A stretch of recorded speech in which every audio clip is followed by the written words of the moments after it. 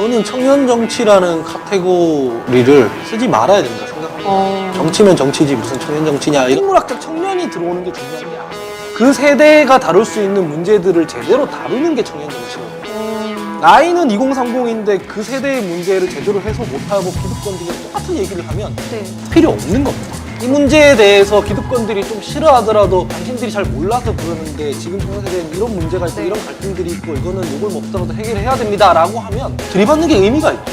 그게 아니잖아요. 기득권들의 어떤 거수기처럼 굴 거면, 좀 장식품처럼 굴 거면 그럼 왜 필요합니까 청년 정치?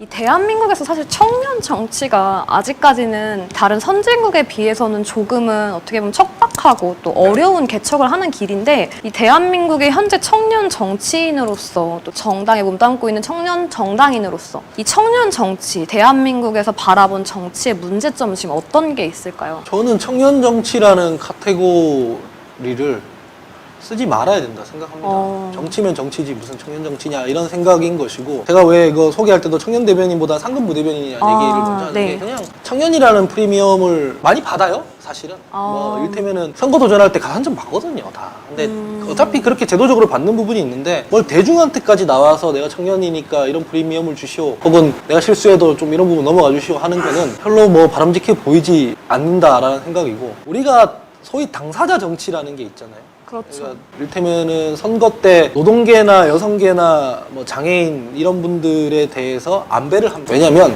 그분들도 국민들이고 중고 집단이 다 있지 않습니까? 근데 기업인들 출신들만, 혹시 엘리트들만 국회에 들어가면 노동계의 입장을 반영을 못해요. 국회는 국민 전체를 대변해야 되는 건데, 모든 계층에 대한 문제를 대변하기 위해서 직능, 영역에 대변을 할 수 있는 사람들을 우리가 발굴을 하는 것이고, 그걸 더 잘하는 사람들이 당사자성이 있는 사람들이기 때문에 그러는 거지 않습니까? 청년도 마찬가지인데 지금의 2030 세대랑 4050 세대랑 달라요. 생각하는 것도 다르고 세상을 바라보는 틀도 다르고 인식도 달라요. 그리고 지금의 2030 세대가 처해 있는 문제랑 지금 4050 세대가 2030이던 시절의 그 세상이 달라요. 모른단 말이에요. 2030 세대가 무슨 생각하는지 모르고 어떤 문제에 처해 있는지 몰라요. 그 왜 집에 가시면은 자기 부모님이랑 대화 잘 안 되잖아요.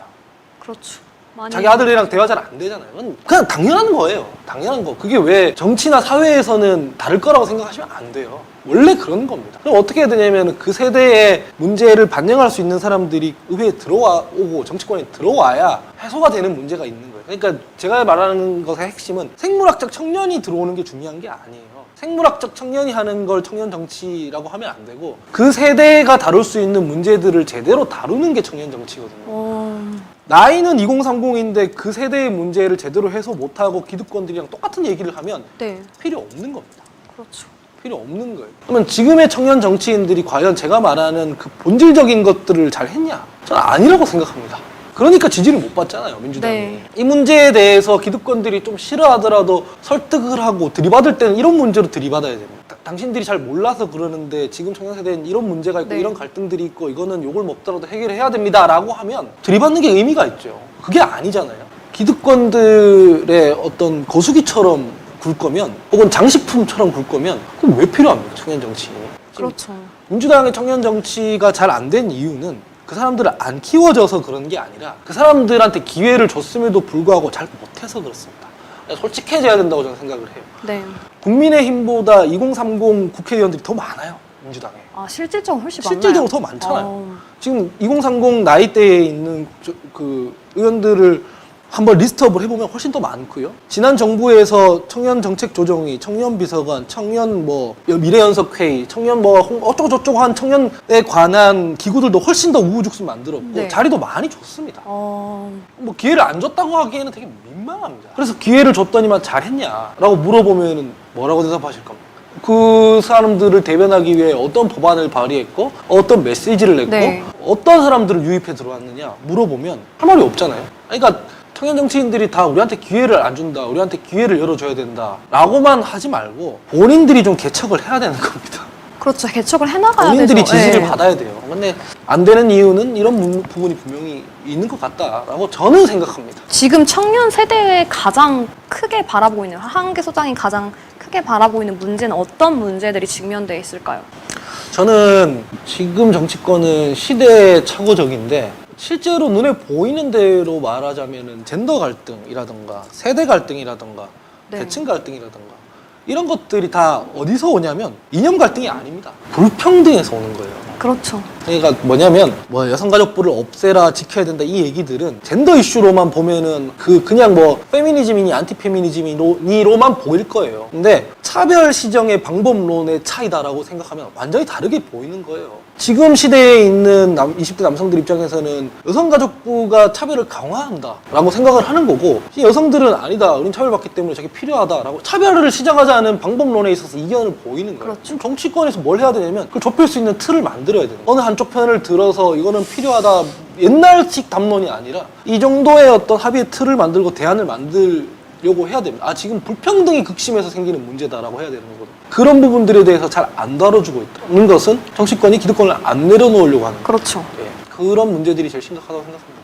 이 정치권이 기득권을 내려놓지 않기 때문에 계속 정치가 사실 대한민국의 정치가 지금 계속 앞으로 나아가기보다는 네. 오히려 기득권끼리의 나눠먹기식 네. 정치가 돼가고 있는데 정치인으로서 또 한 명의 이제 앞으로의 또 미래의 정치인을 꿈꾸는 입장으로서 네. 이 대한민국의 정치 앞으로 어떻게 향후에 더 나아가야 될까요? 영국에 있잖아요. 영국에 자유당이라는 정당이 있었어요. 100년 정당이거든요. 한때는 영국 양당제의 한 축이었습니다. 네. 영국 의회에 한 600 몇 석 되는데 400석을 얻었어요. 오. 그리고 집권했습니다. 10년 정도 했는데 이 영국 자유당이 영국 민주주의의 기틀을 만들었어요. 참정권을 확대한다던가 노령연금, 뭐 최저임금 이런 거 막 다 만들어서 지금의 영국 민주주의의 기틀을 다진 정당이고 400석의 압도적인 의석수와 집권까지 했던 정당이죠. 어떤 정당이 생각나잖아요. 민주당이 그랬잖아요. 그렇죠. 그렇게 100년 동안 갖고 시민들의 지지를 받았어요. 근데 망할 때는 10년 만에 망했어요. 딱 10년 만에 망했다는 게 뭐 지금처럼 선거에서 몇 번 치고 이런 문제가 아니라 그냥 소멸했습니다. 정당이 아예. 지금 13석 정도 있는데 100년 어. 정당이 그냥 그 자리를 양당제의 한 축이었던 그 자리를 내줘 버렸어요. 민주당은 우리 한국 사람들은 그런 상황을 상상을 못 하잖아요. 그렇죠. 어떻게 민주당이랑 국민의힘이 계속 번갈아 가면서 할 것이라고만 생각하지 이 중 한 정당이 사라져버릴 거라고 생각을 못 하잖아요. 근데 영국에서 그런 일이 실제로 벌어졌습니다. 왜 그런 일이 벌어졌냐면 시대착오적이었기 때문에. 단 10년만. 뭐냐면 시대가 바뀌었는데 계속 옛날 관념에 매달려 있었어요. 이를테면 전쟁이 끝나고 나서 이제 다뤄야 되는 문제들이 달라졌는데도 불구하고 예전 자기가 하고 싶었던 것만 했던 거거든요. 젠더 문제에 있어서는 예전과는 달리 페미니즘 말고 페미니즘 자체도 진보를 해야 되는 문제가 있는 거고 노동계의 권익을 신장시키는 것도 그 담론을 시대 변화에 맞춰서 진보시킬 필요가 있는 거예요. 그렇죠. 민주당은 항상 그 문제를 다룰 때 비정규직을 정규직화해라 라고만 하잖아요. 근데 지금 시대에서 비정규직을 정규직화 못해요. 못합니다. 그럼 어떻게 해야 되냐면 동일 노동에 한해서 비정규직 노동자들한테 돈을 더 많이 줘야 된다라고 해야 되는 거예요. 그렇죠. 수당을 정상화해야 된다. 왜냐면 고용이 불안하니까 같은 값으로 쓰려면 내가 쓰다가 프로젝트가 끝나고 해고해버릴 인력을 회사에서 고용하겠다면 돈을 더 많이 주고 쓰게끔 만들어야 돼. 그러면 회사에서 생각을 할 거잖아요. 이렇게 자꾸 사람을 쓸 바에야 차라리 정규직을 하나 박아놓고 장기적으로 이 사람을 키우는 게 낫겠다. 아니다. 이 업무는 그렇게까지 갈 건 아니다. 돈이 좀 더 많이 들더라도 비정규직을 쓰겠다. 이렇게 생각을 하면서 고용이 유연화될 거잖아요. 그게 시대에 바뀐 방법인 거예요. 근데 여기에 대한 생각을 정치권에서 전혀 안 하고 그냥 비정규직화에 정규직화해라. 그거 20년 전 얘기잖아요. 그렇죠. 시대 변화를 따라가지 않으면 자유당처럼 될 수 있다는 거죠. 영국의 자유당처럼 저 당은 우리가 지금 먹고 사는 문제나 실질적으로 처해 있는 상황에 대해서 해소를 못 해주고 관심도 없네?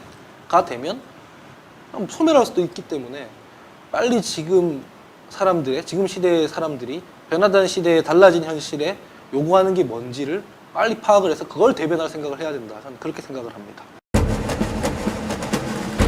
조심 백은종 그 투쟁의 기록 개벽이 출간되었습니다. 윤석열의 등장을 예언한 채 개벽!